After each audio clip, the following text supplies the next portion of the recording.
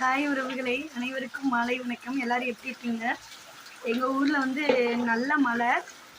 மழை பெய்கிறது ஒரு பக்கம் வந்து சந்தோஷமாக இருந்தாலும், ஒரு பக்கம் வந்து ரொம்ப வந்து மனசுலாம் வேதனையாக இருக்கும்.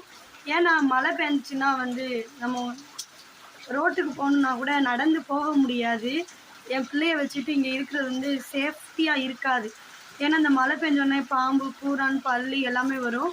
நம்மளுக்குள்ள வீடு வந்து ரொம்ப டேமேஜான வீடு. நான் அந்த வீடையுமே ஏற்கனவே நான் காமிச்சிருக்கேன். அது எங்கள் வீடா அப்படின்னு கேட்டால் எனக்கு கிடையாது. என்னைக்கு என் புருஷன் சம்பாரித்து வாங்கி என்னை கொண்டு வந்து விற்கிறாரோ அது மட்டும்தான் என்னுடைய வீடு.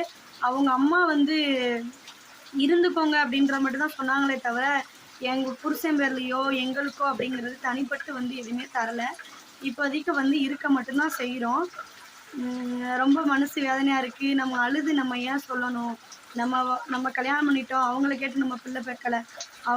அவங்க கொடுத்து தான் நம்ம வாழணும்னு இல்லை. நம்ம வாழலாம் அப்படின்னு சொல்லிட்டு முடிவு பண்ணியாச்சு. இங்கே பாருங்கள் மழை எவ்வளோன்னு. வாசல் ஃபுல்லாக தண்ணி தான். இது ஃபுல்லாக தண்ணி நம்பிடுச்சு. உங்களுக்கு பார்க்குறதுக்கு தெரியாது. இந்த ரோட்டில் வந்து சாக்கடை கிடையாது. எல்லா தண்ணியுமே இங்கே தான் வரும். இது வந்து நம்மளுக்குன்னு இருந்துச்சு அப்படின்னு சொன்னால் நம்ம ரெடி பண்ணலாம் பார்த்துக்கோங்க. லோனோ கடனோ வாங்கி நம்மளுக்கு அப்படின்னா எது வேணாலும் பண்ணலாம். முடிவுகள் அப்படிங்கிறது இதுதான் அப்படின்னா இது கரெக்டாக அதில் வந்து யாருமே நிற்கிறது கிடையாது.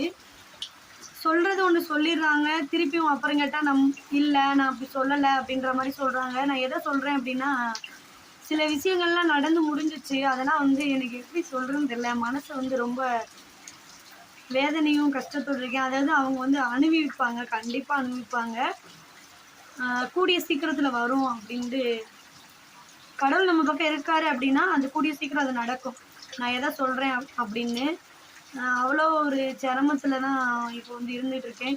நீங்கள் வேறு வீட்டில் தானே இருந்தீங்க அப்படின்னா, அதுவும் வாடகை தான். நான் வந்து ஊரில் தான் இருக்கேன். இப்போ வந்து நம்ம வேலைக்காக நம்ம தேவைக்காக வந்தோன்னா நம்ம இந்த வீட்டில் தானே இருந்தாகணும். அப்படிங்கிறப்ப அந்த வீட்டை கூட நம்மளால் சரியாக இருக்க முடியாது. இங்கே பாருங்கள், ஃபுல்லாக மண் இடிஞ்சு எல்லாமே இருக்குது. எப்படி சொல்கிறதுன்னு தெரியல.